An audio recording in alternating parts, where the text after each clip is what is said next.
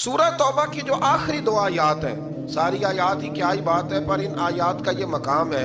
हजरत शेख शिबली रहमतुल्लाह ताला अलैह के बारे में बाल बुजुर्गों ने लिखा है, ये तवातुर के साथ बात है, बहुत सारे मसालक की किताबों में है। कुछ बुजुर्ग कहते हैं कि हमने ख्वाब क्या देखा कि नबी करीम अलैहिस्सलाम की हमें ज़ियारत नसीब हुई। कहते हैं हुजूर अलैहिस्सलाम की ज़ियारत नसीब हुई तो हमने देखा कि ख्वाब में ही हजरत अबू बकर शिबली तशरीफ लाए।